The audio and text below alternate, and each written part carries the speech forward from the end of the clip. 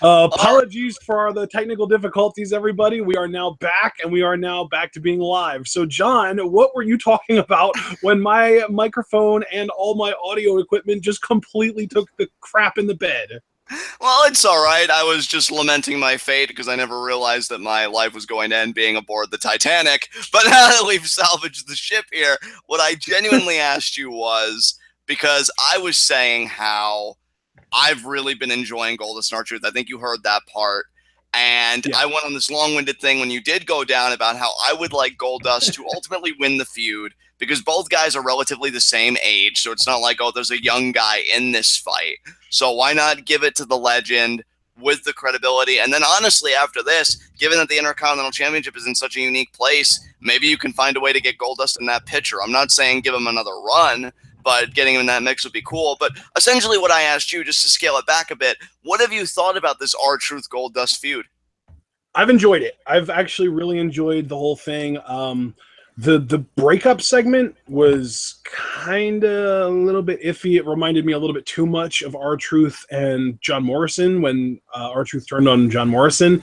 Right. But so far, I've enjoyed all of the little vignettes that we've been getting. I like all the random pop culture references and movie references and stuff. And I like that they're actually building to a match, and it's not just like they're just doing it endlessly with no end in sight.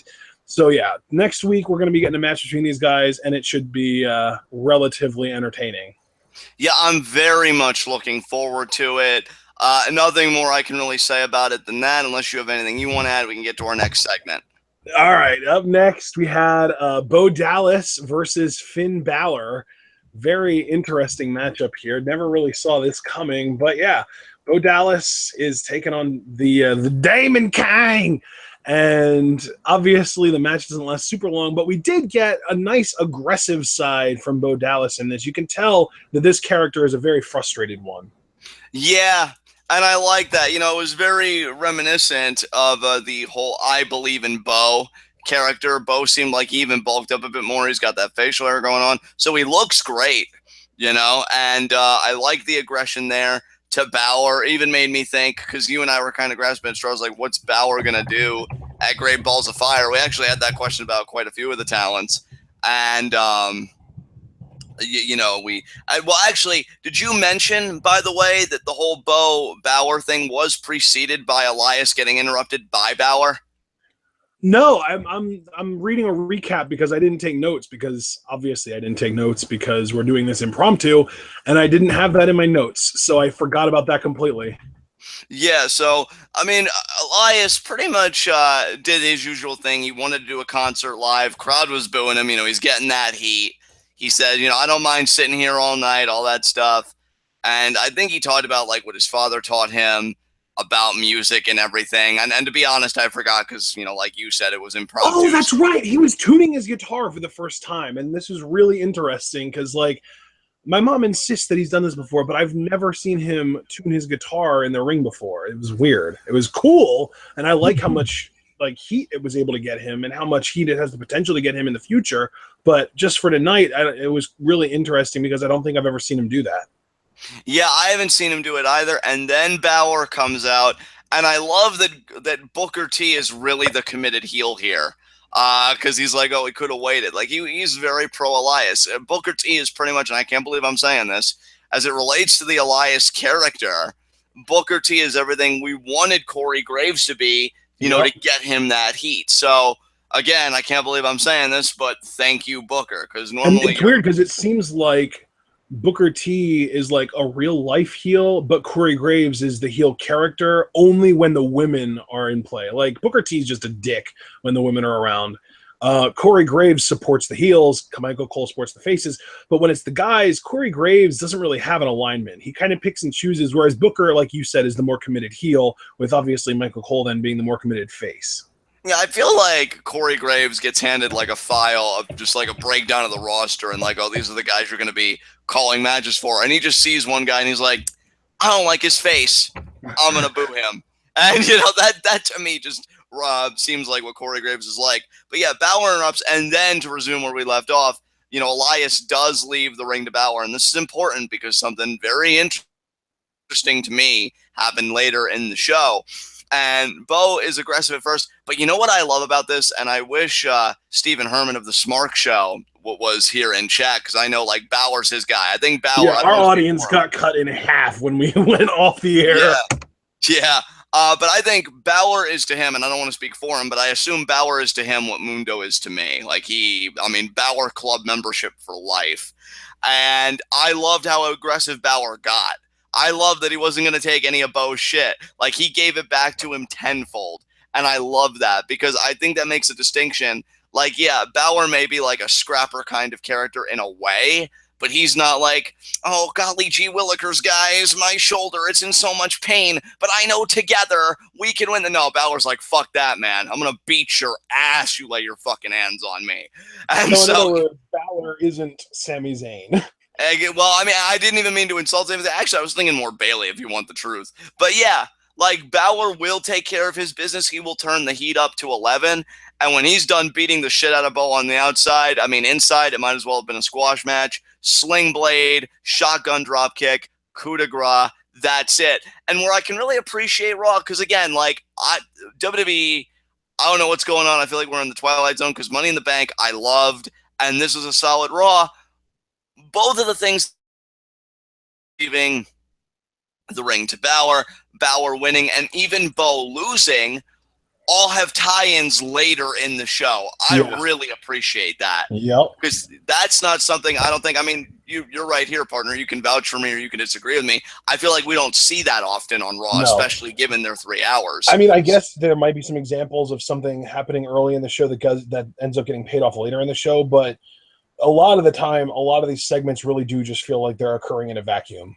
Yeah, like, I look at this match, honestly, I know this is like a crude parallel, but I look at this match as kind of abiding by the ethics of the hunter, where, like, if you kill an animal, you use everything.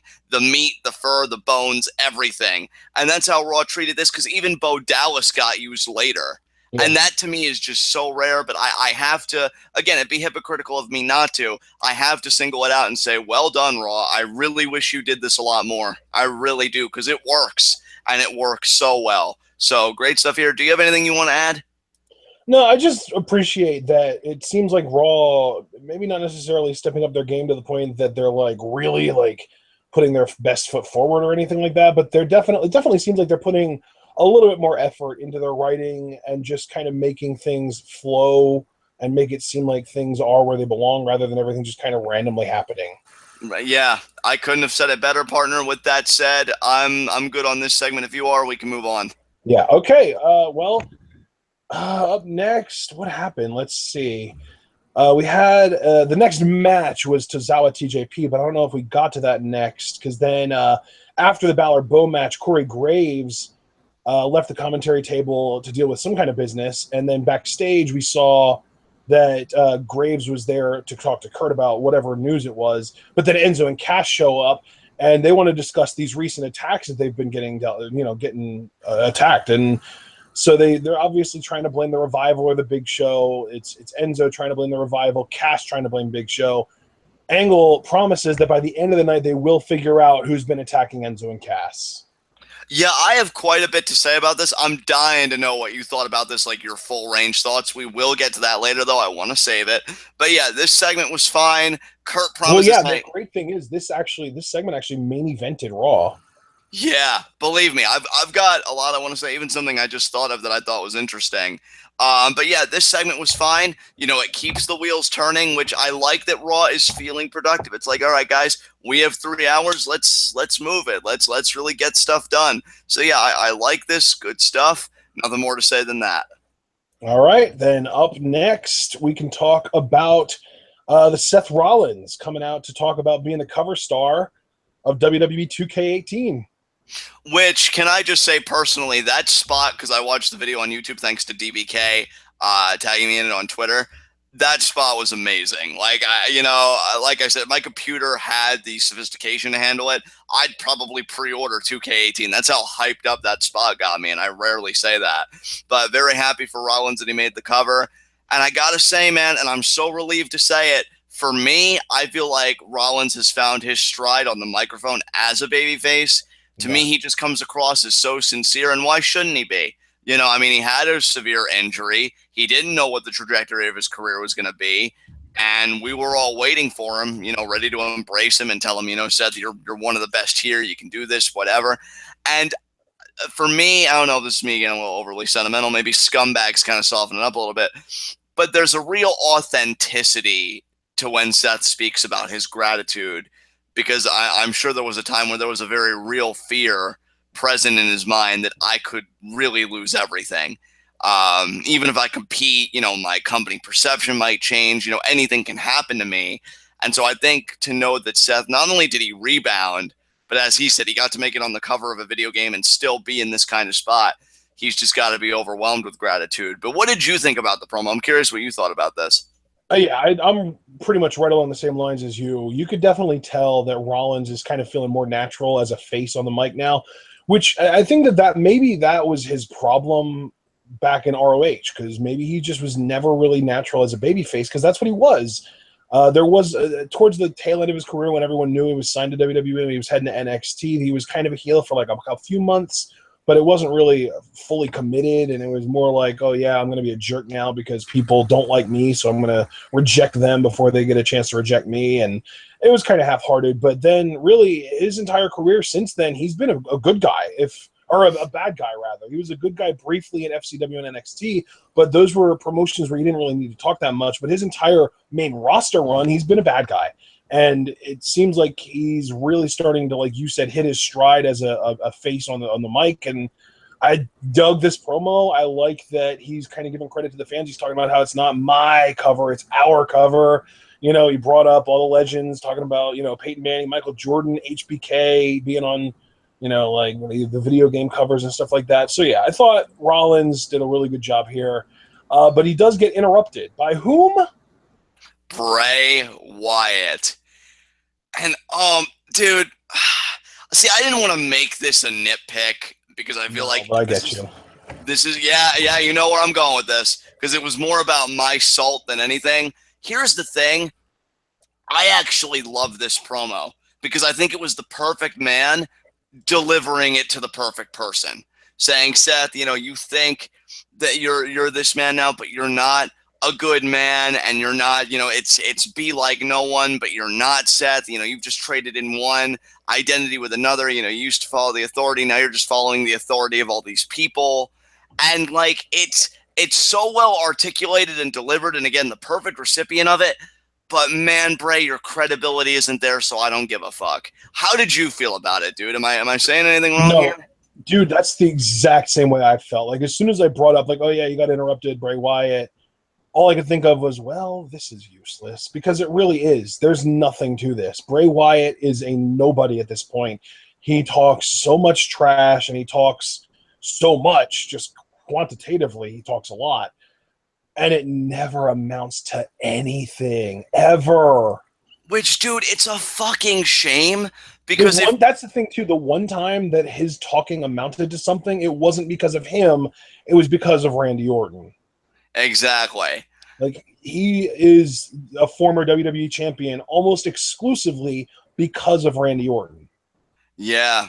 And to me, like, it's such a shame, because if Bray had the credibility where we can all buy into him, I cannot tell you how into this feud I would be, because you'd have a Bray that we know can get the job done, not just physically, but psychologically. And again, what better recipient than Seth? Because Seth has owned up the fact, yeah, I've done shitty things. So for Bray to come in and question Seth's integrity, to question his morality, to say, are you really a new Seth Rollins? And to kind of psychologically torment him that way, I could get into that feud so fucking much. Like, to me, if the proper elements were in play, and again, Bray's credibility being one of the biggest ones, I personally could have a similar level of emotional investment in that as I did with the whole is Daniel Bryan the weak link storyline. Because, you know, I thought that was perfect. I thought so many people could relate to that. And I thought so many people could relate to this if Bray had the teeth, because Seth even said, we've all made mistakes. Nobody's perfect, but that doesn't define us today, and it doesn't have to define us tomorrow. That's a fascinating route to take, and one that's just so relatable and accessible to everybody. But you've got the wrong heel doing it simply because I don't believe in him. And that is so sad, dude. That is so sad, because this feud is really, again, if the elements were there, a license to print money. And you shot yourself in the foot because the one guy that you think is made of Teflon really isn't. So that's just my mini rant there. I apologize for going on too long, but I just really... No, dude, this is a Raw review. These always go on for way too long. Right. I think for me, it's again, because I want to be into this so badly, and I can't. Hell, even Seth can. He cuts Bray off. And he's like, I've seen people like you before, whatever. And he doesn't even take his shit, because when Bray's like, oh, I'm here, and he's doing his own entrance, Seth dives off the top rope into the crossbody, and he's out. He's like, deuces, I did my offense. So even Seth is like, you're a joke, bruh. What are you going to do to me? And it's like, it's laughable. It shouldn't be, but it is. Do you have anything else you want to say about this? I almost feel like if I would continue talking, it would just be continuing to drive the stake into Bray's heart, and I'd rather not. Yeah, I feel you, man. I feel you. So, what came after this? I don't know. What did happen after this, John? Dude, I have no fucking clue. I was so ill prepared for this. Apparently, Google Hangouts is so ill prepared for this, too. The Finn interview backstage. Finn was interviewed, and it was just him going after the Universal title, and then, of course, Samson attacks him. Okay, see, now, since I talked so much the last segment, I have got to get your full thoughts on this happening. I'll start with a basic question to kind of guide the discussion. Do you think this is just going to be a Raw squash match next week, or do you actually think this is going to make it to the Great Balls of Fire pay-per-view? I mean, Finn doesn't really have anyone else to work with at this point, so who do you think Finn's going to work with? I actually do think Elias, to answer my own question. Now, I was kind of hoping we would get a triple threat, or you know what? Maybe Finn and Elias will both be added to the Intercontinental title picture.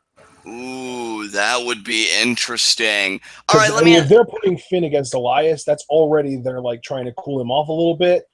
So it's pretty clear that he's not in the Universal title picture right now, even though he was just talking about it on an interview. There have been a lot of instances where people talk about going after a title in an interview, and then they end up nowhere near it. So I definitely think that it's a possibility that Finn and Samson could get added to the Intercontinental title match. Okay, now I'm going to ask you a question like this. Whether it is the Intercontinental title, or even if WWE is so bold as to just give these guys the ring and the time to have a singles match, you've been a big advocate of Elias Samson. I know I have, but I always think like you're driving the caboose. You're the conductor of the support. And then I'm like, yeah, I see it too, dude. But you're definitely the more vocal supporter of the guys like Corbin. Look where he is now, and currently Elias. What do you think that means for Elias fans, all two of us or four of us, to see him work with Finn Balor at this pay-per-view? I think it's huge. It's got to be huge, right? Because at the end of the day, Finn Balor, on his first night on the main roster, beat Roman Reigns, and then within his first month won the Universal title, and he is the first ever Universal Champion. So whether he's currently being pushed as a main eventer or not, he has that sort of top guy credibility where the WWE sees a lot in him. So for them to put him with Elias this quickly, either it's going to be a squash or an exhibition where Finn dominates, or if this is a legit feud, I think that means that they see a lot more in Elias than a lot of people, and maybe closer to what we see in him than most people. I want to believe that to be true, man, because ideally I would have Great Balls of Fire be a competitive match. Of course I'd have Finn go over. But have it be competitive. Elias doesn't have to win to get made. If he really takes the fight to Finn, hell yeah, Mahal take the fight to Finn. I believe. Well, yeah, that's the thing too, right? And really, you could argue that was intentional, with the intention of building him up as a main eventer where he is now. Right. But at the same time, I don't know what they're going to do with Elias. If Elias takes it to Finn, we have to start paying attention to that. Absolutely, and that's why I'm intrigued by this, dude, because you have a guy. And you know what's funny? Like, even though it seems kind of sporadic and like nothing really, I want to use the proper terminology here because I know coherent is the word I'm looking for. It's not very structured. Structure is the word I'll use, because he starts with just the random appearances, which we loved. Then just, and really those random appearances weren't really so random because there were people involved with the IC title. Then, he works with like Miz and Ambrose, mainly Ambrose with, Miz's assistants because they're both heels. And now he attacks Balor and he even says to him, "Don't you ever upstage me again." It seems like it lacks structure, but I love it. I love what they've been doing with Elias on Raw, and I can't believe those words are coming out of my mouth because I was so fearful for him going on this show. You know how you and I are. Everybody automatically to SmackDown. But Raw, actually, I think they may be aware on some level what they have here, and they're not afraid to commit to it, and I really have to commend them for that. Yeah. I'm enjoying what they've done with Samson so far. I think that they're doing enough to let him show his talent while at the same time kind of protecting him as far as just not really, they're doing a good job of kind of hiding any weaknesses that he might have. Absolutely, yeah. They're accentuating the positives and they're hiding the negatives. Great stuff. So then we got Tozawa versus TJP, and of course, before the match actually starts, Titus comes out.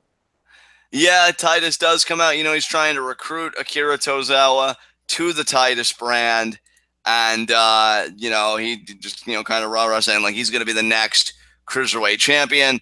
Tozawa and TJP have a match. Honestly, I don't remember much of this match besides the finish with Akira's senton, which admittedly is really cool looking. I love how versatile Akira is because I bought the Snap German. Like, you didn't need to sell me on it. Like, I'm like, yeah, that seems like it could win matches. Senton especially, too. Like, all that weight, from that high crashing down on you. Yeah, I could buy that, too. So, great moveset from Akira. Do you have anything you want to say about this match? Not really. I mean, the thing is, the match itself wasn't really what we were meant to focus on here. We were meant to focus on Titus and also eventually when he came out, Neville on commentary. Right.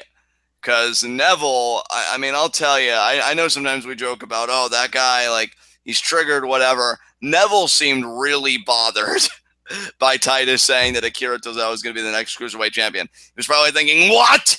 Who threatens the king of the Cruiserweights? And, doing his whole thing. Tozawa does win. Titus, gets in there. Neville says, I've told you, Tozawa, that you need to tread very carefully. Otherwise, you're not going to get the chance to bend the knee. I'm just going to show you your annihilation. And Titus retorts that, I look at you, I don't see a king. I pretty much see a scared little boy. And you say that Tozawa isn't on the Neville level. Well, I say Neville can't handle the power of Tozawa. And yeah, Tozawa does this little ha, ha, ha, ha thing, and the crowd gets into it, and that's how we end the segment. So, I mean, I'm intrigued. I will say, is it perfect? Not necessarily, but I am intrigued where this will go because I'm half convinced, honestly, that Titus will turn on Tozawa after he loses, and he'll try and recruit Neville to the Titus brand. I mean, what do you think? Well, see, the funny thing is, this is actually one of the big reasons and why I'm actually really happy why I brought up the whole Titus brand thing as a heat of the night. Because I feel like Tozawa was more over during this match when he was just doing his thing as far as actually wrestling goes than he was when Titus actually tried hyping him up. It's like the crowd was into him, and then Titus starts talking, and the crowd just doesn't care. Yeah, and that is one thing. Like, I'm a huge advocate for Akira Tozawa, and I look at Titus trying to get involved, and on one hand, I'm like, okay, well, it's cool, guys, that you're thinking about Tozawa, and you want him to do stuff. But on the other hand, when you have Tozawa, when you have Titus speaking for Tozawa, does he really need somebody to speak for him? Because I feel like this guy's actions. I mean, the thing is, yeah, he probably could use somebody to speak for him. I think a mouthpiece is a great idea for Tozawa, but Titus isn't the guy to do it. Yeah, he really isn't. And that's the middle ground. We could agree. Tozawa isn't a native English speaker. He's not the most natural when it comes to speaking English. If you could get a good mic worker for him as a manager or a valet or whatever, it'd be great. But a great mic worker, Titus O'Neil is not.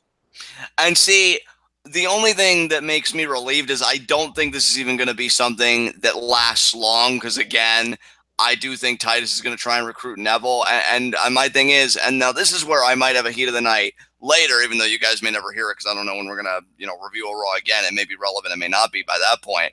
But never. Yeah. But to me, like Kalisto, he's tried to warn Apollo and he tried to warn Akira, right? Like, oh, Titus only cares about himself. But you see, Titus, not only did he try and hype up the crowd about Akira tonight, but he was definitely working babyface in the tag team match that happened later with him and Apollo versus Cesaro. So, like, I just hope WWE knows Titus is still a heel, right? And he's just going to plunder the knife in Tozawa's back. And they're not actually going to try and make this Titus brand thing a face thing, because if they are, man, I just find that too awkward personally. But we'll see where they go with it. Again, they have my interest. Let's see how long they can keep it. Yeah. So, I mean, if you want, we can move on. Because I really don't know what to say about this. What else to say about this that we haven't already said? I completely agree. Let's move on. Okay, well, now the problem is I don't know what happened next. I'm trying to remember. I'm trying to find it on here. Was it maybe the R-Truth promo that was next? It might have been. Well, if it was, and we'll just go forward assuming that it was, because I have no evidence to the contrary. Yeah, R-Truth cut a promo on Goldust, and it was pretty intense, and it was pretty good, actually. I quite enjoyed it. I've been, like you said, enjoying these guys' work for the last few weeks. Yeah, not only too much to add here. I think what we said during the Goldust segment readily applies here. And I love that R-Truth brought back, "You gon' get got." Yeah. And yeah, I'm actually That's a hoping strong catchphrase. I dig that catchphrase. I dig it too, man. I dig it too. I just hope that their match next week isn't the shits. I actually want it to be entertaining because I feel like the build-up has actually, again, been really good. So we'll see. And oh, yeah. Shit. I just found a better recap of what happened tonight. And yeah, it turns out R-Truth was next. So I'm actually staying in order without even being able to properly stay in order. Well, look at the big brain on Brett. See what I did there, since it's an R-Truth thing and he's doing movie quotes? I'm not Brett. Why would you call me Brett? I used to know a Brett. I was good friends with Brett. Why are you calling me Brett? I'm sorry. You know what else Brett is? Brett's the name of that little kazoo shit that thinks he's cool. Yeah, fuck that guy. The little kid that plays the kazoo. Oh, yeah, I think I know what you're talking about. Yeah, fuck that kid. Yeah. But yeah. Man, fuck them kids, bro. So good. But yeah, I have nothing else to say about R-Truth, so we can move on if you want. Up next, Curtis Axel is trying to cheer Bo Dallas up. And The Miz walks in and tells them that they're both bit players. And that on the set of Marine 5, they were badasses. And that he's not sure what happened, because now all they're doing is having matches with catering every week. Yeah, I mean, I think what makes this so effective is really how true it is. I think that's why it's 6. I mean, what did you think about this? I love that the Raw could just straight up forget about people, and then a few months after forgetting people, they can just be like, "Oh, we forgot about them on purpose because they're going to be in a story now that talks about how we forgot about them." Yeah, sure you did. You lucky bastards. Dude, it's revisionist history at its finest, which seems to be something the WWE is actually better at than writing pro wrestling. Yeah, it's so true. Yeah, I really enjoyed this. I like the seeds that were planted here. I even told you straight up, and I'm going to reiterate it here, Miz is getting his own worldwide underground light, baby. Yeah. So we'll talk about that later, because there was a great payoff there. But in the meantime, what came after this? You know what, dude? That's actually a really good way of putting it, because it's the Miz as like the top guy that everyone wants to work to make champion. His two sort of underlings that have some things in similar with him, but really at the end of the day, they're being elevated by him while also attempting to elevate him. And then his female, which this is the big difference. The Miz's female in this role is his wife, and she's in a non-ring role, whereas Taya is just a straight-up badass. Yeah, a badass who's a fiance to Johnny Mundo. I'm sorry, I'm still giddy. But, yeah. Well, the Miz and Maurice are married, so they've got a one-up on them there. For now. I'm still waiting for my wedding invitation. Not fishing at all. Dude, what would you do if Johnny Mundo messaged you on Twitter asking what your address was so he could send you a wedding invitation? I'd cry such tears, not only for the invite, because of course my personal god would finally show me after 25 years what pure unadulterated happiness feels like. So much gratitude. But yeah, dude, I do have more I want to say about this. I'm curious what you have to say about it too when we actually see it all come together later on in the show. But in the meantime, what came after this? After this, oh God, come on. There we go. After this, we had Kurt Angle backstage talking to the Revival. And this was like a bumper, like right before a commercial. So it was just a brief thing. Yeah, all to leading to the big payoff of the main event segment. Nothing more to say here. Backstage, Charlie Caruso talking to Joe, asking if he's prepared for his match with Roman Reigns. And Joe's talking about how she's asking the wrong questions. She should be asking Roman if how he is going to deal with a guy named Joe. And then Joe says tonight that he is going to teach Reigns his name. The irony in all of this is that Roman Reigns' shoot name is Joe. Yeah. And I love what Samoa Joe added too. He, like you said, he's gonna learn my name and he's gonna put some respect on it every time he says it. I'm like, yes, Joe, yes. This is actually the promo where I tweeted out about Joe's believability on the mic and how he, to me, just comes across as such a legit badass, which is amazing. And yeah, I love Joe's mic work. I think it's one of his biggest selling points, which is great because he can back it up, which is even better. And yeah, this is great stuff, dude. I love this. Yeah. So then we had, oh shit, I gotta go back to this page again.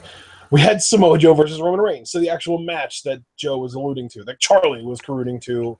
Good Lord, I can't speak. Samoa Joe versus Roman Reigns. Go. Yeah, well, I mean, I guess I will speak about this because you're still learning how to English. I thought it was a solid match. While. I mean, it's been 26 years, going on 27. I don't know how much longer it's going to take, man. I might just give up. Dude, nobody would blame you if you did. Yeah. Thanks, bud. No, Thanks a lot. It just, I don't know, like, cause I am more of a pessimist. So when you talk about giving up, I'm like, oh, bro, I feel you on so many levels. But feed off of the giving up.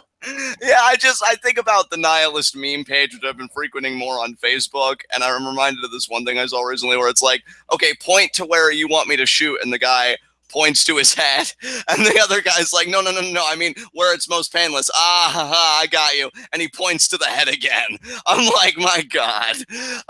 But yeah, if anybody wants to give up on anything, that's fine. If James wants to give up on life, I mean, I'm not going to blame you, James, so just do what you got to do. But yeah, Reigns and Joe, not a bad outing whatsoever. I enjoyed it. And really what I appreciated the most was when Reigns got his spear, which it wasn't like, it was more like one of those burst spears, like, oh, I'm just going to explode, get the spear a little bit, not the full running, all my momentum behind me kind of spear. Joe got his foot on the rope. Because I'm like, okay, that to me was cool because I'm supposed to believe that Joe can take the fight to Lesnar. And the only other guy I've really seen WWE make a big stink out of that's not named Goldberg about taking the fight to Lesnar, you know, in recent memory especially, was Roman Reigns. So if Joe has the ring awareness to take Reigns' best shot, that makes me believe, you know what, maybe he won't get totally massacred by Lesnar. And the point of me watching Great Balls of Fire is you've got to sell me on believing it. And I feel like it's the little things that ultimately do it for me. So that foot on the ropes was just a wonderful touch.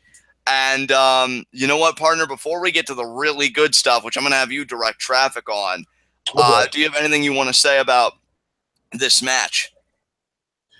The match itself, I thought it was really entertaining. I really love, like you said, that Joe got his foot on the rope after a spear.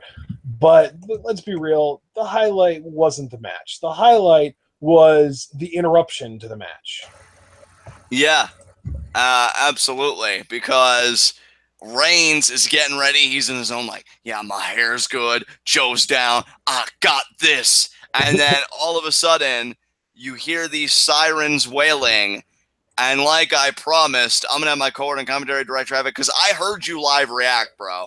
I heard you. You were like, yes. Yeah, and I was doing it too. The only difference was you were a few seconds ahead of me. So my reaction was a bit delayed because we weren't seeing it on time. So because I heard your reaction, though, walk everybody through what happened and just how much you loved it.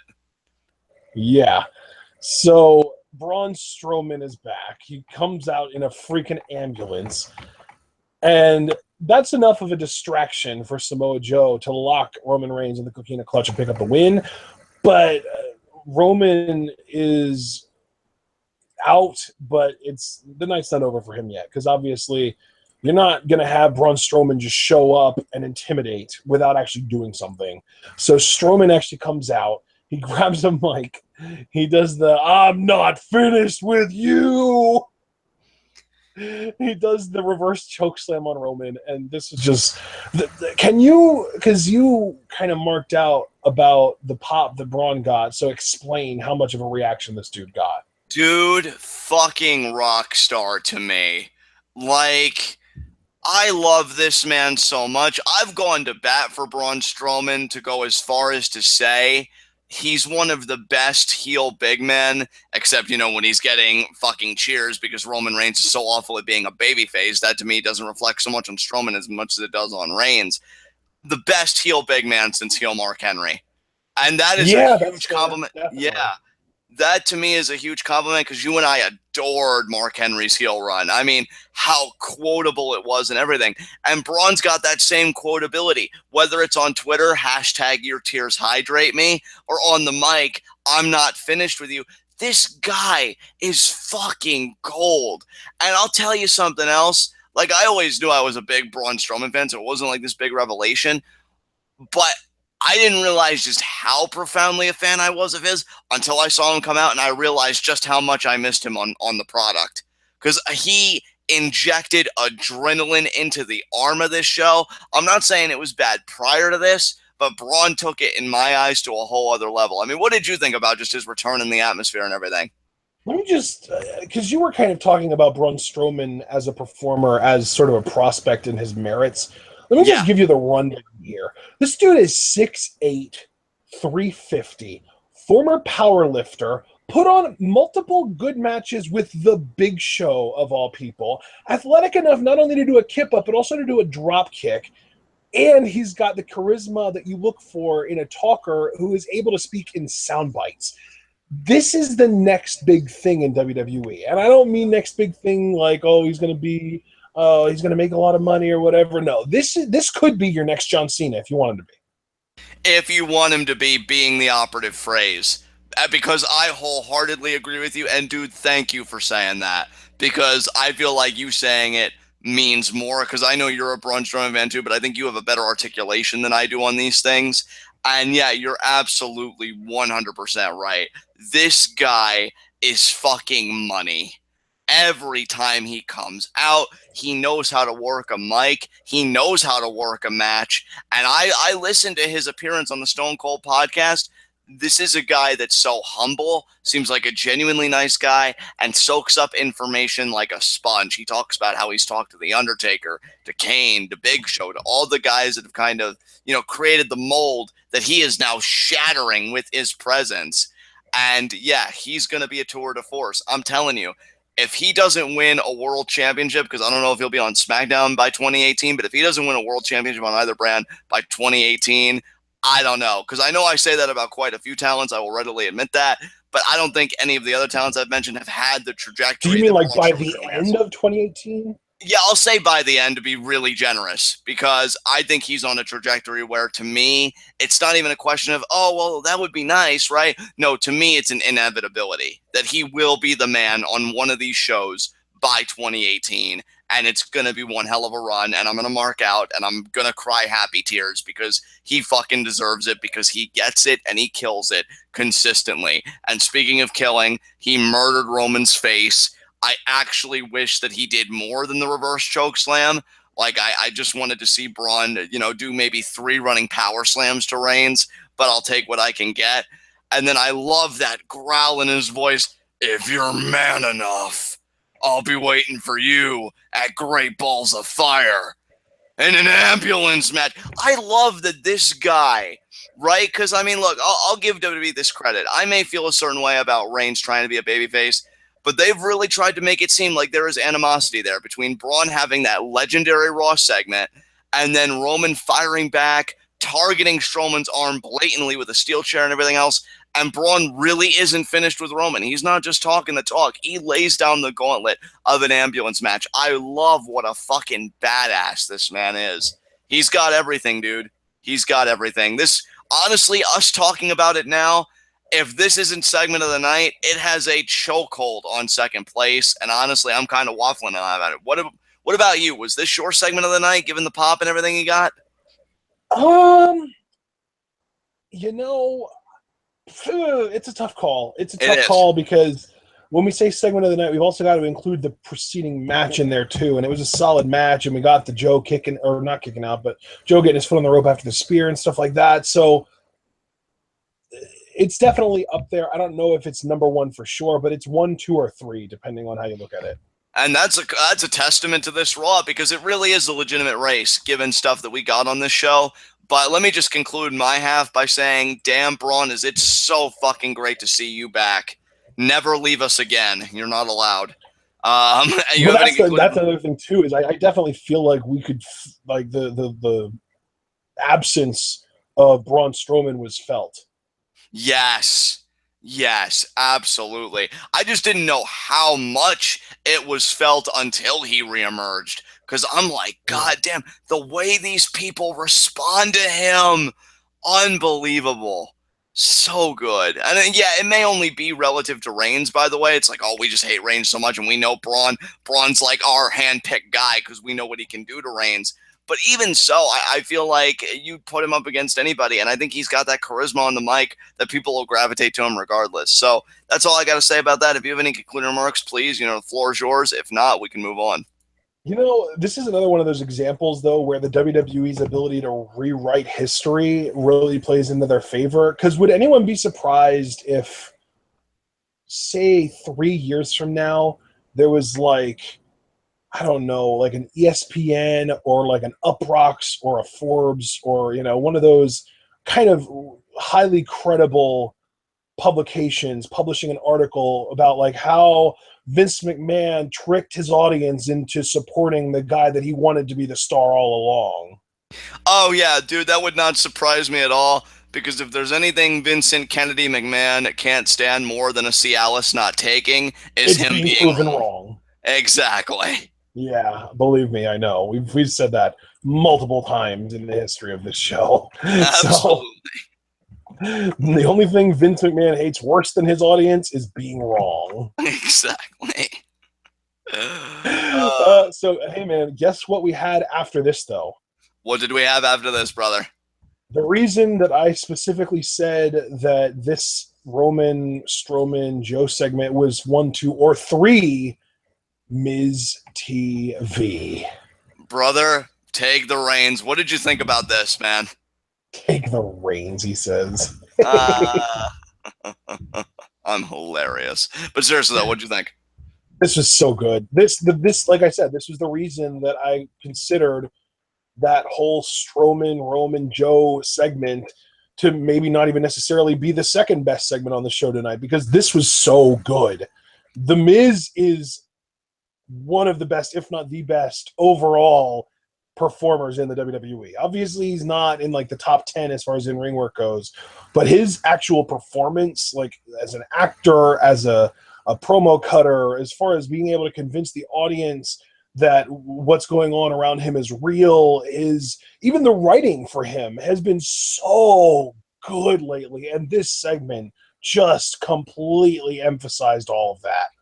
Dude, how far this man has come. Right? Like, I still, to this day, and hey, again, that's one of the best experiences we here at TWitWoW have, when a guy that I can loathe and I look at him and I'm like, I hate your face and I hate your parents' collective face because of the genes they contributed to that mess. But then when they become really good and I'm like, oh my God, I like it. It's an amazing feeling. And what was so great about the promo he cut, because, he calls Maurice out and he's like, I know it's like all this stuff. And then when he talks to Maurice, like, I know I'm going soft, which is really good news for my enemies. I feel like the Scum Squad's going to be threatened soon. But I loved it. I felt like that was Miz, like, non-kayfabe, when they get to spend time together as husband and wife, talking to his wife. Yeah. and it works. And like, because I believed everything he said, probably because it's true. Like, I look at those two, and yeah, they do seem like they are very much in love, and mazel tov to them. It's definitely in the air again with the whole Johnny and Taya thing. And so he's talking to her, and then he's like, "Oh, open the box," and he even gets the crowd to comply, which I was grateful to the crowd for. Because if it was like a low open it chant, I would have been kind of bummed, but they were into it. He got them into it. Open it. And he fixed the grandfather clock. And I'm like, oh. They improved it too. Exactly. Yeah, he improved it too. And he said, you said it was timeless just like me, but you're wrong, babe. It's timeless just like us. And I'm like, oh my God. How have you not been in a Hallmark film yet? This is unbelievable to me. And she's like, can you forgive me? He's been in a lot of bad movies, which, I mean, it might as well be Hallmark, right? Yeah, I was going to say, what's the difference? But yeah, he looks for reason. He's like, can you forgive me?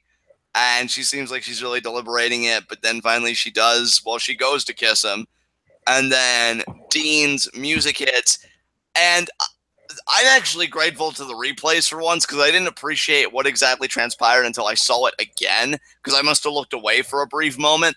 But I love, and this is what makes him such a great heel, though, that he can talk like as the husband to the wife, like, oh, I love you and we're timeless and you're the best thing in my life and all this stuff. And then the moment shit gets real, he does what he has done multiple times. He uses Maurice as a shield. The only difference being she had a champagne glass. She spills it on herself because she wasn't expecting it, probably because she was still in the afterglow of that speech. And she walks out on him. Well, actually, no, she does walk out on him, but it wasn't even because of this. It was because, like, she's looking at him like, are you serious right now again? And then Miz tries tackling Dean. He ends up ruining the grandfather clock again.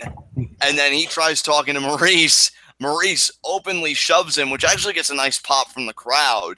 And she walks out on him. I've pretty much covered that half. If there's anything you want to add about that, you can. But I actually want you to deal with tying up the rest of this segment when we get the reveal of the entourage, as I guess. Dude, I mean, the craziest thing is that there were points in this that I legitimately felt bad for the Miz. Like, yes, he ended up being a scumbag because, of course, he used his wife as a shield and that kind of thing. But, like, when he was pleading with Maurice, that, like, it was, like, tearing at my heartstrings. Like, that was legitimately an Oscar-worthy performance. And then, like, even afterwards, like, when he did pull her in front of himself and then he was like pleading with her again and I was like, oh damn, like he really does feel bad about this. And then like even then when he went after Ambrose and Ambrose sidestepped him and he hit the grandfather clock, I felt so bad for him in that moment because it was like Dean Ambrose is just ruining everything and he's trying so hard to get him and beat him up and get him out of the ring and it's nothing is just working. It's like freaking a more sympathetic version of Wile E. Coyote and Dean Ambrose as the Roadrunner. Like, it's ridiculous. I was thinking Wile E. Coyote, so ESPN moment there. But, partner, like I said, I'm going to give the rest of the segment to you because after Maurice walks out on Miz, Miz just looks at Dean with just seething eyes, charges at him. Dean seems like he's going to hit dirty deeds. Miz actually gets out of the way, which surprised me, admittedly. But then Ambrose clotheslines him over the rope, but and then you take it from here. Two human-sized bears that were dancing around in the ring asking for forgiveness beat the shit out of Ambrose and reveal themselves to be Bo Dallas and Curtis Axel. Yeah, you could say this beatdown was unbearable. Waka waka. The amount of bear puns that have happened over the course of the last week and a half. That is what is unbearable, my friend. Adam's like, you're really trying my patience right now.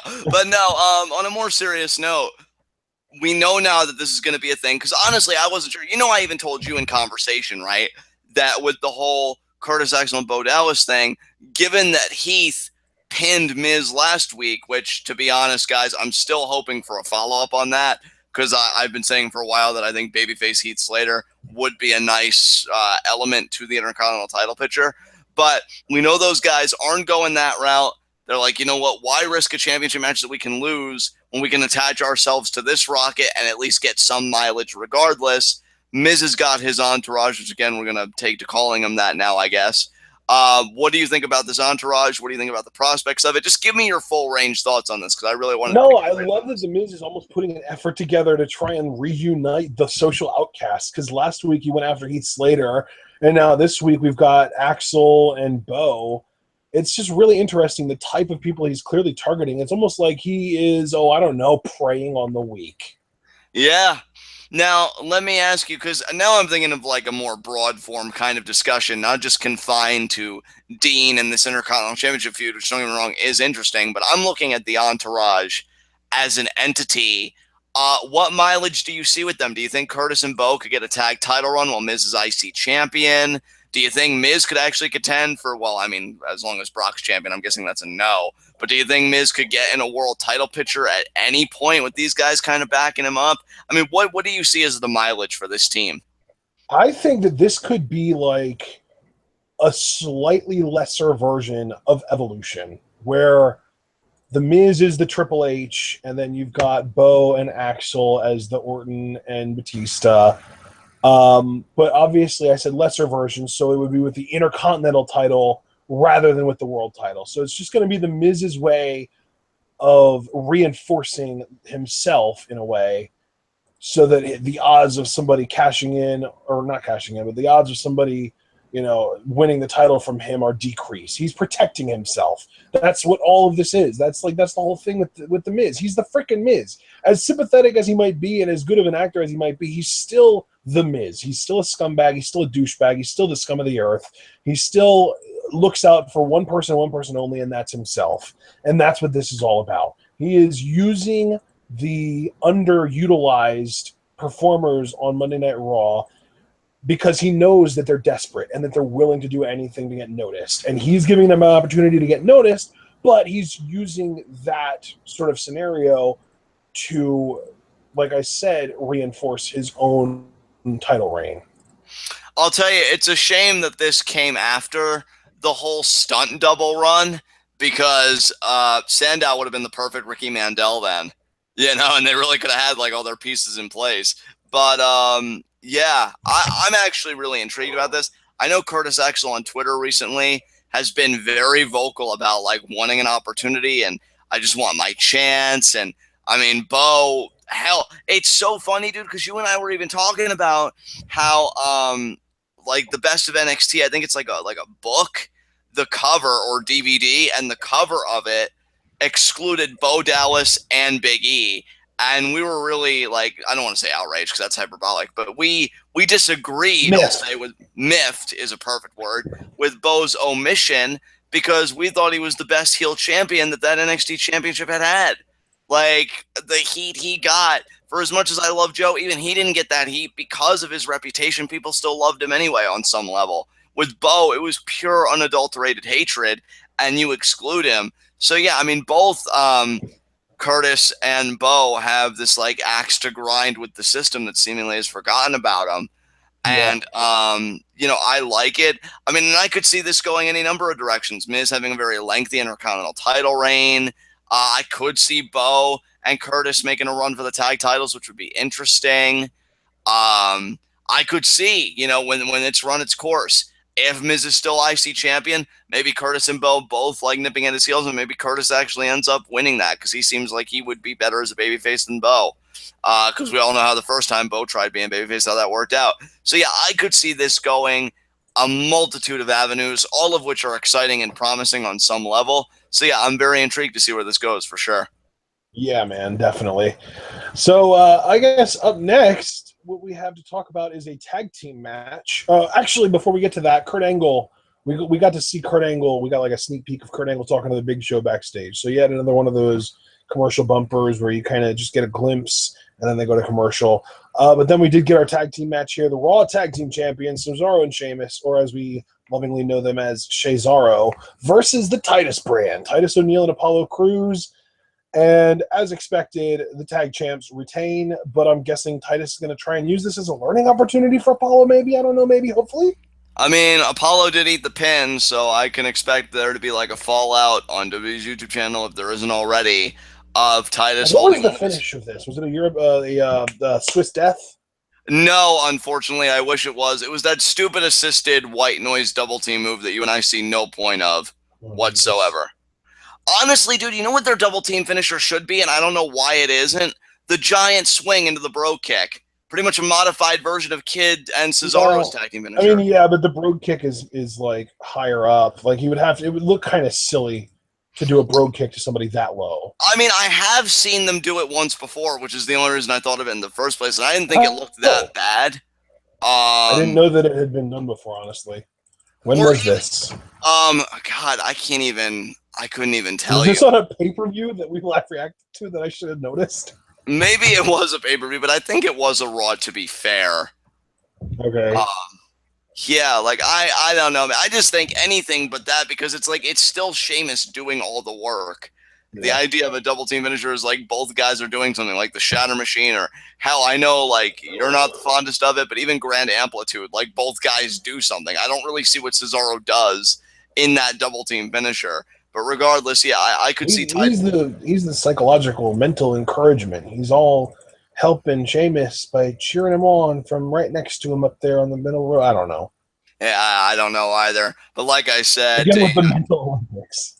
yeah, but to answer your earlier question, yeah, I could totally envision there being like a Titus Brand press conference and him just being like, "Okay, Apollo, what did you learn?" and all that stuff, because he did eat the pin, and yeah, this match is already what everybody thought it would be. So not really much to say than that. So if you want to move All on to the right. next thing, we Well, can. I guess we can move on then. Up next, we had Nia Jax versus Sasha Banks. I know that we didn't really get a whole lot as far as the match goes because Alexa Bliss came out before the match even started to be on commentary. And as she was commentating on the match, Emma showed up and started just yelling at her for walking away during the tag match last week. And then Emma and Bliss ended up, well, obviously Emma chased Bliss up the ramp into the ring, and Alexa kind of hid behind Nia Jax, and then Jax grabbed Bliss and handed her over to Emma, but then Emma tried to kick Alexa, and then she moved out of the way, but then Emma accidentally kicks Nia Jax, which obviously shit goes down. The match gets thrown out. Mickey James and Dana Brooke come out, and they kind of get squashed by Nia. And then Bayley comes out and cleans house, but it's also a one-woman advantage in favor of the faces. So weird. Yeah, I mean, you essentially got all of my thoughts down. I mean, I like again that the title picture is in this kind of calamity because everybody's gunning for Alexa, even people that may not have the credibility to do so. Ah, Dana, Bailey. Sorry, got this whole chest thing. Mickey. Maybe Yeah, Mickey too. Yeah, we both got this chest thing going on. I don't know. Something's spreading. I But should you use know, my hammer. I don't know. yeah, maybe got to pass that shit around, man, because I think I may need it too. But regardless, I do like that Raw wants everybody, to get involved, whatever. But at the same time, God, it's like I get why SmackDown does it at times because we always say like how they get the shaft and they definitely want to maximize their resources, and I get it. But with Raw, like I'm torn because on one hand, I have complained about the revolving door, and this is definitely breaking the revolving door. I just hate that some people that really don't deserve it get to be a part of it. That said, I guess it was a nice segment for what it was. Faces stand tall, and I will say this: I am curious how Kurt's going to resolve the situation. Now, the lazy route would be not saying that I wouldn't enjoy it, but it seems uninspired. A 7-pack challenge or what have you. Good But Lord, please no. we'll see if Kurt has a more creative solution. So we'll see next week. But that's really all I got to say about it, bro. So unless you have anything to add, we can move on. Okay. So the thing is, you said 7-pack challenge. Booker T mentioned something about a 5-pack challenge, which I thought that was weird considering everything that was going on. But maybe they'll do kind of what SmackDown did at Money in the Bank, and they'll have a women's championship match, and it'll probably be the, Alexa versus Nia, since they've been really building up to that. And then the other 5 women will fight for contendership.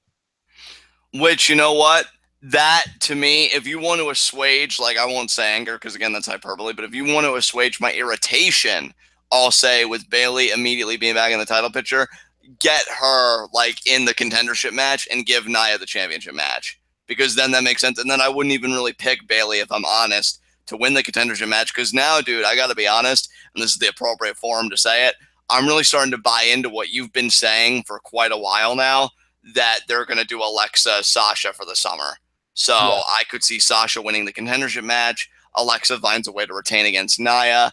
And then we've got Sasha and Alexa, which is, again, great for Bayley because then she can focus on her rehabilitation. Hell, maybe she'd even work with Jax at SummerSlam, which, am I thrilled about it? Not necessarily, but you got to keep her away from the title for a little bit. So, yeah, I actually like the way you think, dude. I can totally get behind that. And it would still be a win for Raw because they get to use all their women and they get to brag, hey, we got 2 women's matches on our pay-per-view, both with actual stakes. So, yeah, I hope that's what they do, dude, because I think it's a And win-win. neither of which will be won by a man, because apparently that's the worst thing possible. Yeah, oh my God, that Twitter storm. But, yeah. Okay, so let's move on. Up next, we actually had our final segment of the night. Kurt Angle in the ring, calling out Enzo and Cass. They come out talking about, oh, he's been talking to suspects all night long, aka he's literally talked to the 2 people that you suspected it, or 3 since the Revival are 2. He calls out for the Revival, calls Big Show out. Cass obviously very accusatory towards Big Show. Enzo's pretty sure that the Revival did it.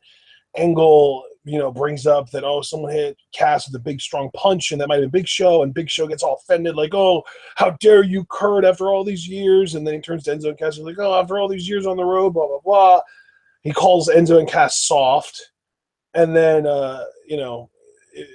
he tells Kurt that maybe if you can't trust me, that maybe I shouldn't be on your show anymore. And then we move on to the Revival, and Dawson says, we're not trying to win a popularity contest, but we didn't do it. They apparently have solid alibis, so Kurt Angle is getting ready to just end it and be like, oh, well, I guess we just didn't find out who did it this week. See you next week, guys. But then Corey Graves gets on the mic, and he stands up, and he says, Cass, you mentioned that you had a lump on your head the size of a baseball, but I did some digging, and the medical staff never actually attended to you.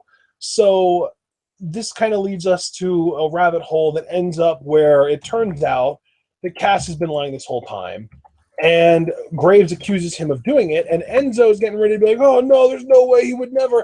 And Cass drops the bomb, you're damn right I did it. Dude, you know what this was so reminiscent of, and it finally clicked for me like much earlier in the review. I'm not saying it was as good or on par with, I'm just saying there are many similar elements. This is so similar to when Triple H outed himself as Shawn Michaels' attacker back in 2002. Yeah, Because it really is. It's almost identical, actually. Yeah, that's what I'm saying. Because they did like the parking lot, which I know for them it was a different area.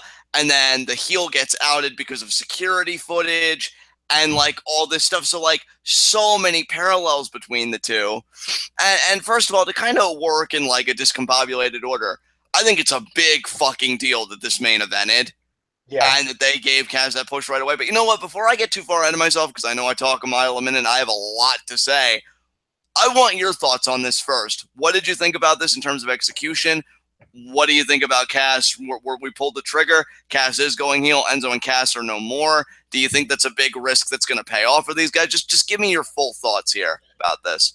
I mean, first of all, I love that Cass, as soon as he admitted to being the one that attacked Enzo and then trying to set up Big Show, it's almost like his talking improved. It's like he stopped being that overly deliberate, over-enunciating dope, and he actually started talking like a person and delivering his lines as if he was actually a human being rather than some big goofy robot that over-enunciates everything. And I love that he's actually talking now instead of whatever the hell you call what he was doing before. So that was a huge, huge bonus, because if that's all it took was a heel turn for Cass to stop talking like a big moron, I'm down. I love it. Like immediately, this is a net positive for the situation. Enzo and Cass were the most over babyface team before WrestleMania. But then WrestleMania happened, and the Hardy Boys showed up, and that went completely to shit. So this makes the most sense. Obviously, there's still a chance that sometime down the road, in 3, 4, 5, 6, 7 years, these guys will get back together and they'll have another run, just like Edge and Christian did. So even though I don't necessarily think that this is going to be the end, I think it's going to be the end for a while for these guys. I think that these guys are going to be apart for a long time. I think Enzo is the more intriguing of the two because you know what they're going to do with Cass.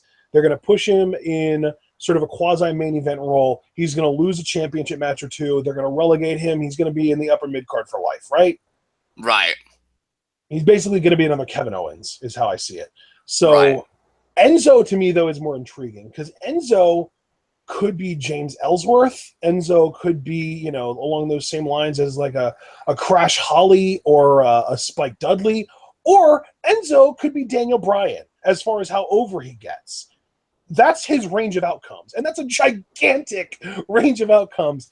But at the end of the day, this is really going to be an opportunity for both of these guys to raise their stocks. Because Cass, to me, everything that he said out there was the complete opposite of the truth, which is great because he's a heel, so it makes sense. But in truth, if anyone was holding anyone down, he was holding Enzo down. I think Enzo is the one with the mile-high upside because of his speaking ability. He's got the gift of gab, unlike anybody else in the company right now, including the top guys like Cena and whoever else you want to group in up there. Enzo is special on the mic. He's not just good on the mic, he's special on the mic. He is next level on the mic, and he is literally the reason people care about Cass, to the point that they were ready to let Cass go before they paired him with Enzo, and they got super over as a team, and that all worked out so well. So to me, there are so many ways that this could go, so many directions this could go. I want Cass and Carmella to be an item now on television because they're not even in real life. They're both heels. I want them together now. So there's that. Plus, then you've also got to deal with the fact that Enzo being on his own, he doesn't have muscle to back him up anymore. Honestly, dude, I could legitimately see the WWE jobbing him out every single week. And if they do it just right, and if Enzo sells it and really dedicates himself to looking kind of like that, like Johnny Gargano, pathetic and lost, but he's never going to give up type, he's going to get over like a monster. That's where the Daniel Bryan upside comes in. But then with Cass, I mean, we're talking Test 2.0, basically. Yeah. Dude, I'm so glad you went first before I totally let loose because you gave me a lot to work with. One, and I want to preface this by saying I know this is purely my headcanon, and they probably won't even touch this with a 10-foot pole, but I agree with you about Cass speaking like a person, and I would love if the reason for that, because he straight up said, like, Enzo's an idiot, you shoot your mouth off, and I didn't tell you like it was me, and I wanted to, cool down the suspicions of me because I wanted to see how dumb you were. Turns out you're even dumber. So it would be hilarious if Cass was like, well, I used to speak like that because I was with an idiot, and I wanted him to be able to keep up. So I love that. I love that he pretty much said, like, yeah, Enzo, you're a dunce, more or less, adult, and I'm done with you. I can tell you saying Carmella and Cass together, dude, I'm loving Ellsworth in this role. I think he's killing it. I don't think he gets enough credit, especially after recent events, which, makes me kind of feel bad for him because he's just doing what he's paid to do, and that's be the heel. But I just love the idea of Cass being this muscle, like them being each other's valets almost, like Cass being this muscle, making sure that Carmella gets her championship, Carmella being wily and shrewd to make sure Cass has his success. Absolutely, with the superstar shakeup of 2018, I want those two on the same brand so that they can hook up and be together, because I just went on Carmella's Twitter out of curiosity, and she had 2 reactions to this. She responded to the WWE Twitter quoting, "Me and you, we are through," with like a bunch of heart eye emojis, like 5 of them. And then when WWE Universe tweeted out the quote, "You're the reason I've never been a champion here in WWE. I'm the star here," Carmella responded, "Preach, baby," and she gave it 4 stars. So I guess just to signify that, yeah, you're the star here. So Carmella's totally on board, which surprises nobody. And I'd love if that was an actual television act. And now just to give my full range on the segment, again, I loved how reminiscent it was of Triple H HBK. I don't know if that was intentional or if they're like, oh, what's old is new again. It kind of makes Kurt look bad, to be honest, which I don't know if that's intentional because we know that he's got this whole scandal going on right now where like somebody is threatening him, which I know the rumor's Stephanie, and they're going to do this whole Triple H thing, trying to get him to lose his job. You don't need a scandal. I just saw incompetence. You're in charge of your superstar's welfare, and it took the announcer being a real journalist to put together what you had weeks to put together, and yet you still suspected the same three guys. I mean, I love you, Kurt, but that's not a good look. Yeah, I mean, I'm starting to wonder if maybe Booker T is trying to position himself to be the next GM too. Yeah. I love that Otunga was like supposed to be back, and I think he will Well, no, be but back. that's what I'm saying though. Is I think this whole story with Graves and Angle, just trying to like, I think it's going to be Stephanie McMahon trying to prove that Kurt Angle is incompetent and trying to out him as the GM. And if that does happen, and really when that does happen, because it seems like an obvious guarantee, because like Kurt's going to get back in the ring at SummerSlam to face Triple H, right? That's the rumor right now. Yeah. So, I mean, if and when that happens, I'm assuming Triple H is going to go over, which is going to mean Kurt Angle is going to be fired. I think Booker T is your next Raw GM, and I think Otunga will be back on commentary, but it won't be until Booker T is off commentary, which will be when he becomes GM, which is what I'm predicting. And Booker is GM. I mean, this wouldn't be the first time he's had this stint. Let's remember he was a SmackDown GM at one time. Yeah. But, no, I'm saying like that it's a job he's had before. It's a job he was pretty decent at. I wasn't a huge fan of him as GM, but it more comes down to the writers and the bookers determining the matches and stuff than the actual person behind, the actual character playing the GM. But yeah, man, I think Booker T is going to end up being your Raw GM before the end of 2017, and I don't know what's going to happen with Kurt Angle. Maybe he'll become more of like a part-time in-ring worker, like what Triple H and Brock and those guys have been doing. I could definitely see, or maybe Undertaker schedule, that kind of thing, like a work of WrestleMania or 3 down the line. right. But at the end of the day, yeah, I think Kurt isn't really made out for the GM role. I think he's more of an in-ring guy, and I think that he's going to be able to do that in WWE. I think that they're going to clear him physically. I think he's going to be good to go, and I think that we're going to get some Kurt Angle matches down the line. But I do think that Booker is going to be the one to overtake him as GM, whether intentional or not. It seems like there were some moments tonight where he was kind of saying little things that kind of undermined Kurt and made it seem like Kurt was making the wrong decision and stuff. And I just got a vibe from Booker T tonight. Yeah. Just to kind of round out my thoughts, because I haven't even really talked formally about Cass's promo yet. I won't go crazy and say that I loved it, because I did notice he repeated himself like once or twice. But like I told you in conversation, I can forgive it. I mean, this was Cass's big moment. And that's the thing too, is it was a good promo. Like the delivery was great and on point. Like I said, Enzo is special on the mic. That's not to discount what Cass did. Cass was really good on the mic too. He's just not as good as Enzo. Exactly. Yeah, I mean, I completely agree with you. I thought Cass, where he needed to deliver, he delivered. And I love the anger in his voice, even from the first. You're goddamn right I did.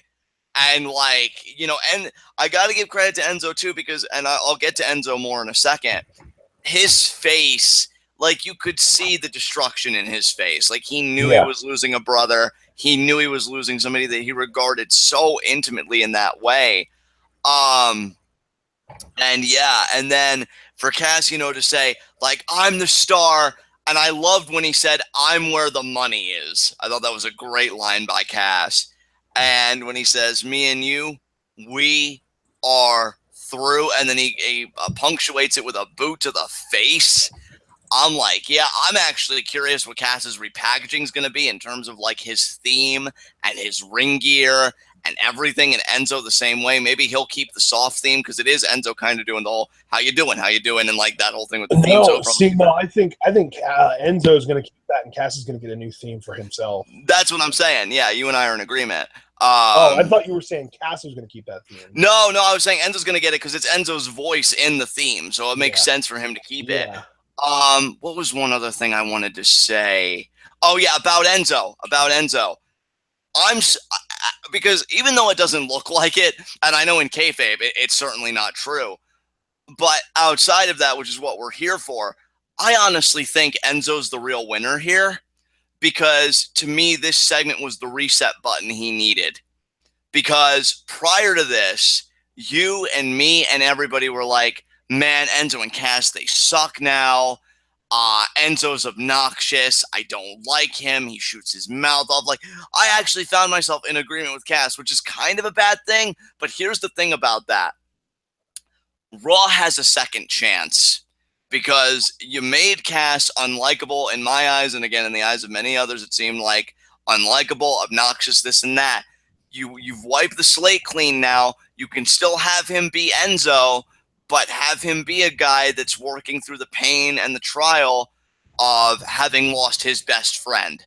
And that's going to be an interesting tightrope for them to kind of walk. But I actually think they can do it. And maybe I'm drunk on the happiness that I've felt on, two products that aren't exactly always known for being stellar, in the past 48 hours. But, I think they can pull this off. And I'll be very curious about the presentation of Enzo, because I know somebody said, it might have even been Ace that said it in chat, that he thinks Enzo's going to be in the cruiserweight division. But I actually agree with you. Like, the spectrum that Enzo has to work with is very wide, and he can fall anywhere, including the Daniel Bryan pocket that you spoke of. And if he falls there, I'm telling you, and see, that's one thing. And I know what I'm saying here may seem like disparate from everything else, but this conversation here really is the best thing about Roman Reigns being champion eventually, because Brock is never going to get in the ring with an Enzo Amore, but I could actually buy on a Raw with a crowd heavily behind Enzo working with Roman for the Universal Championship. And I'm being serious. Like, I'm not joking about that. Yeah, I mean, and that is the only positive I can think of about a guy like Roman being champion, is that it opens itself up to him working with guys both like Enzo and Cass. Absolutely. Dude, I've told you, and that's another thing I want to get off here for you guys, because I've been saying so much of this to Ashton in conversation. I think Enzo, it's gonna be a one and done, or I should say Cass. It's gonna be a one and done with Enzo at Great Balls of Fire, and then Cass's first big program is gonna be with the Big Show. I don't think they are gonna waste time building Cass up. See, and I don't even know if we're gonna get the one off with Enzo right away. We might just get Big Cass versus Big Show, just as a way for Big Show to make it up to or for Enzo to make it up to Big Show, is to give Big Show a piece of Cass, because we already know. And hell, for all we know, Big Show and Enzo might actually end up being a tag team, because they've already got a one match win under their belts as a tag team. So, and we've seen Big Show in countless tag teams before with random smaller guys. I mean, Jericho was a big deal, and Show Miz was another one. Big Show has a tendency of working in tag teams with smaller guys. I could 100% see Big Show going against Big Cass at Great Balls of Fire, and then maybe we even get Big Show and Enzo versus Cesaro and Sheamus for the tag titles at SummerSlam. You know what, bro? Here's what I'm going to say about that, because I actually liked everything you said. I just have one caveat that I need to put forward, or one qualification if you prefer. I am cool with Enzo and Show actually being a team, but to me, because we already saw it once, and I don't know about you, and I think you did, because I did hear you complain about it when it aired, I would rather Big Show be the straight man, and because he seems like, and he's even said it in an interview, so I wonder how much reality and kayfabe are mixing. He's at that stage now where I think he's almost tired of working, where he's like, it's a check, I've got the size, I've got the presence, whatever. He says he likes live events and he hates TV. If he just no-sells all of Enzo's stuff, and he's the straight man that stone-faced and I never laugh, I could buy that dynamic. When Big Show tries lightening up and getting in on the comedy, that's when it's dead on arrival to me. But I'd actually like if Big Show was the serious straight man veteran and Enzo's just this firecracker. I think that'd be a very fun dynamic to play with. Now that I think about it, we almost have to have the Enzo versus Cass match at Great Balls of Fire. But I'm guessing Cass wins and then tries to beat the shit out of Enzo afterwards, and that's when Big Show comes out for the save. Yeah. And that builds up to show Cass at SummerSlam, which would be even bigger, better, bigger deal. And then after that, we could do Enzo and Show versus Cesaro at Night of Champions, which feels more like an appropriate pay-per-view for that kind of match to happen. Dude, I'm loving everything you're saying right now. I really can't dissent with anything. And I think what's a relief to me is that this breakup is going to be so much better than like other really established teams breaking up. Like immediately what my mind goes to is when the primetime players initially broke up. That whole first run where they tried to push Titus as the monster. I actually feel like Cass has the legs to travel that distance, to really be that guy. And yeah, Cass versus Show at SummerSlam. What a perfect stage for Cass to prove his point that Enzo was the anchor and Cass is just flourishing on his own, then beating the Big Show at a Big Four pay-per-view. So yeah, I'm totally down with your booking ideas. I like the trajectory you're taking both guys, and I thought this segment on the whole was really well done. So I've got nothing else to say about it. Yeah. All right. Well, I guess that's the end of the show, and we can move on to our next segment.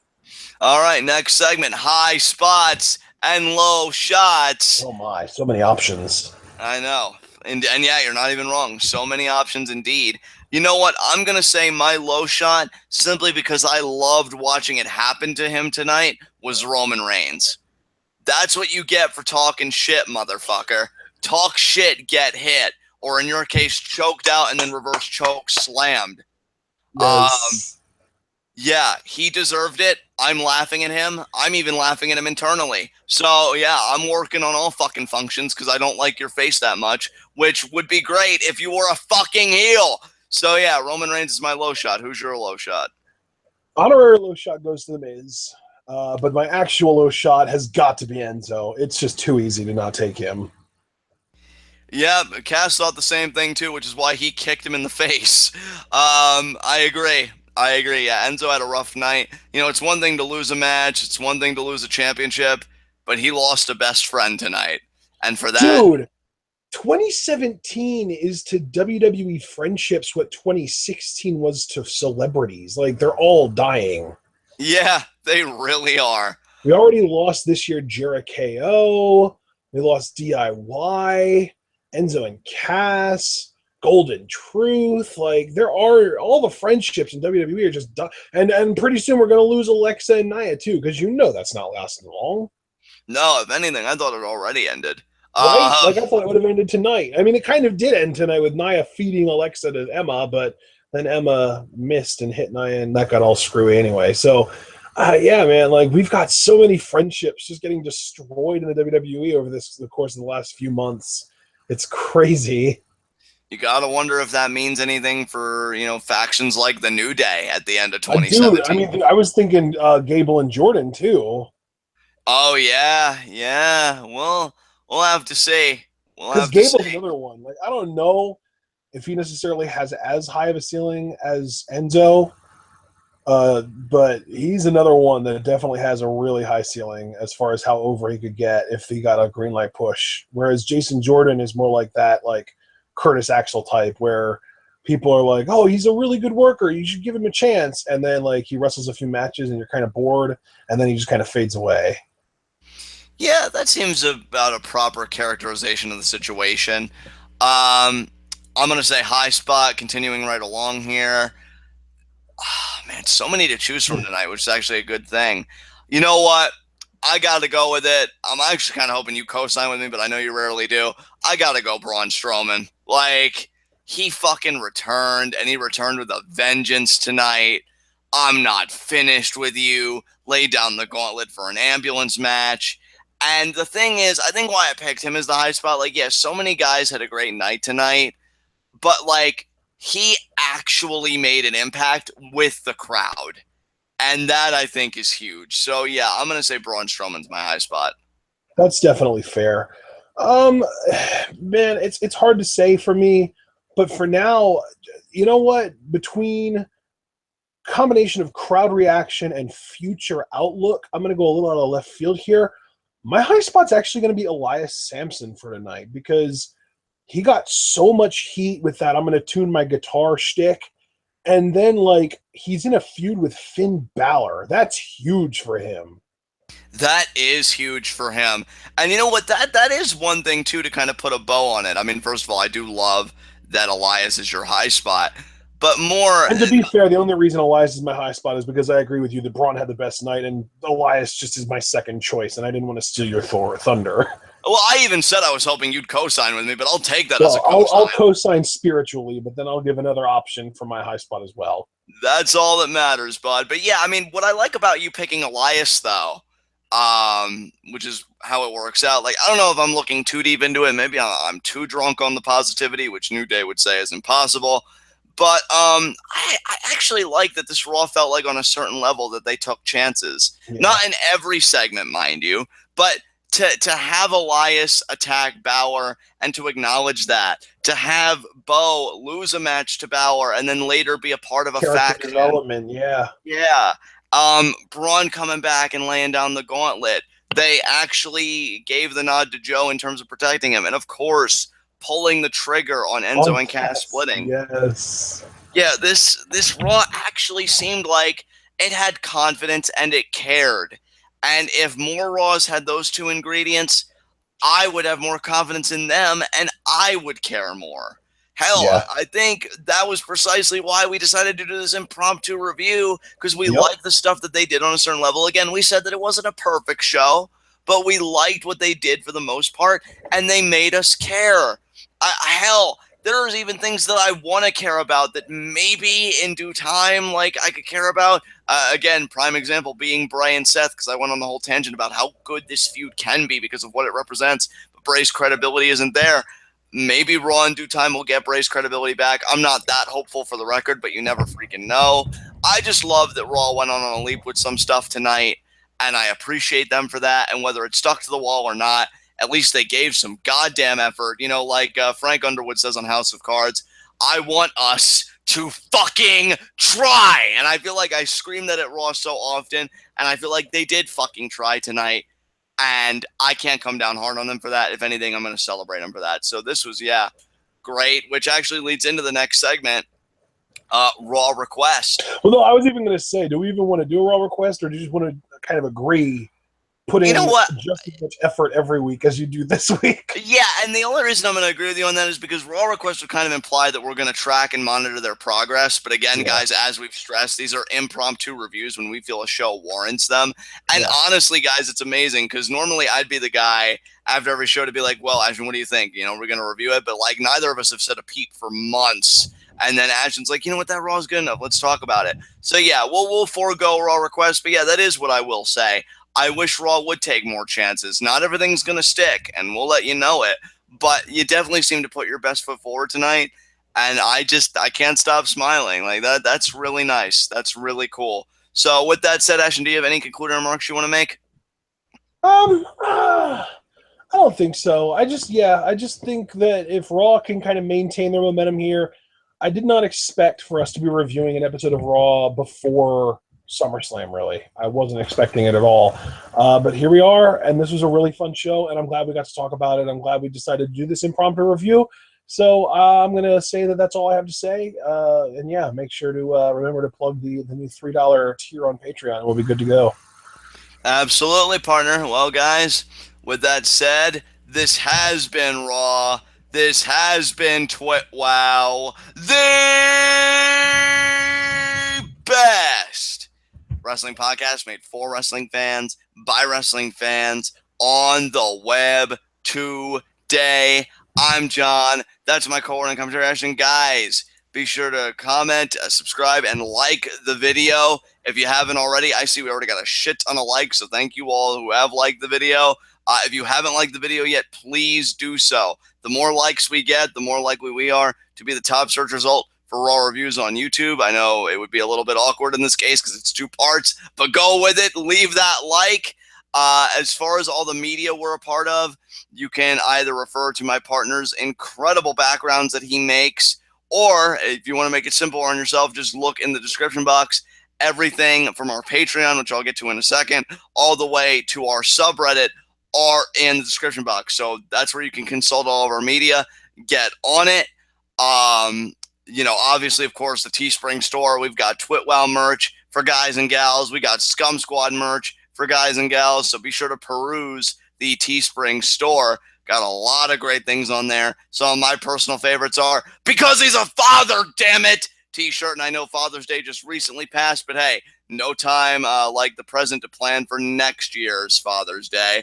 And we've got Scum Squad mugs and stickers and everything. So yeah, guys, check out the Teespring store, see what you like. As far as the Patreon goes, you guys, you look at our price points. We do have price points for live reactions or reviews, or if you want to get a bundle of live reactions and reviews. And as my partner alluded to, there has been a new tier that's been around for a while, $3 tier. You donate $3 and you get to be a part of the TWitWoW Discord. This gives you more intimate access to both Ashton and myself, even beyond Twitter, because you get to chat with us personally. I visited the Discord, guys. I know there's like a wrestling chat on there, so we can talk all things wrestling. Maybe after hearing this review, right, you're like, man, there was something I was really hoping would get noticed in chat, and I want to know what Ashton and John think about this, but I want to actually converse with them about it. That's what Discord's for. You give $3 and you could just be like, hey guys, about your Raw review, I actually thought Cass, and then you could go in detail about that. That's the beauty of Discord, because if you tweet, it may be hours before Ashton and I see it. I know for me, it is going to be hours because I have multiple social media that I handle. So that doesn't always get my utmost attention. But with the Discord, we'll both check in on it regularly. I'm going to start getting in a habit of checking in on it regularly for my money. I know Ashton's pretty good about it. And you can have more intimate access to us, more intimate conversations with us about wrestling. And there's also a general tab on the Discord. So if you want to shoot the shit about music, games, I know E3 concluded recently, you can talk to us about that stuff as well. So yeah, guys, there's a lot of upside to the Discord. You should really consider donating. So that's my pitch for that. And yeah, even if you're not going to be able to catch John all hours of the day, as long as I'm awake, I have a tab with Discord in it open on my computer. So if you are on Discord, you're going to be able to get in touch with me as long as I'm awake. And if you have a question for John or something, I'll let him know personally, so you'll be able to see that. Just not on Fridays or Saturdays, because those are the days that John really likes more to himself. Yeah.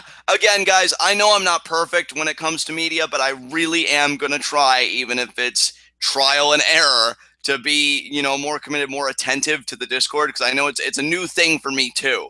But I see the upside in it. I see what a great opportunity is, not just for you guys, but for us to connect with you guys even more than we already have, which is an amazing prospect when you think about it, because I already think, or I'd like to think, that the TWitWoW community is such a close-knit community. So yeah, guys, only $3, very cheap considering what you're getting, which is really our time, our attention, and just, riveting discussions, whether wrestling or more general topics. That said, let's get a content breakdown here, because you got an impromptu Raw review, which nobody was expecting, including the two of us. Tomorrow is going to be SmackDown live reactions. We go live at 8. Same as always, Money in the Bank Fallout. Daniel Bryan returns. Women's Money in the Bank is going to be addressed. And I'm sure we're going to see a whole lot of Baron Corbin, baby. Wednesday, I believe we are back this week with NXT reviews. So it's actually going to be a stacked night Wednesday, because you get Lucha Underground live reactions, again, going live at 8.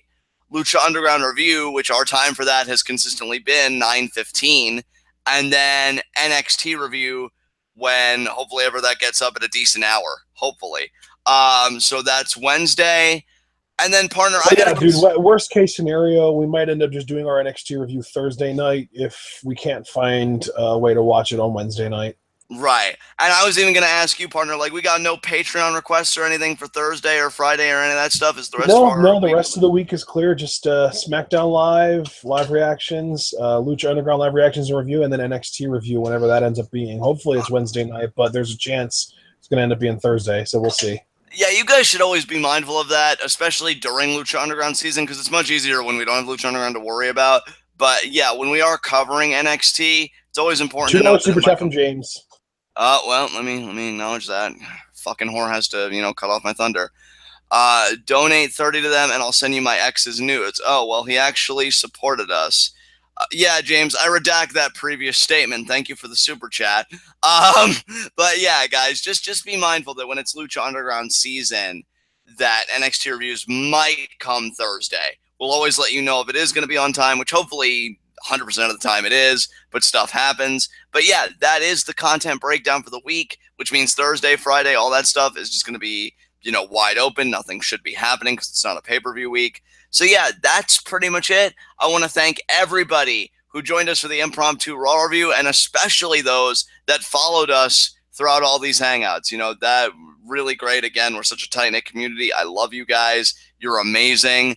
And we'll see you for SmackDown Live reactions. So until then, guys, tune in. Peace out.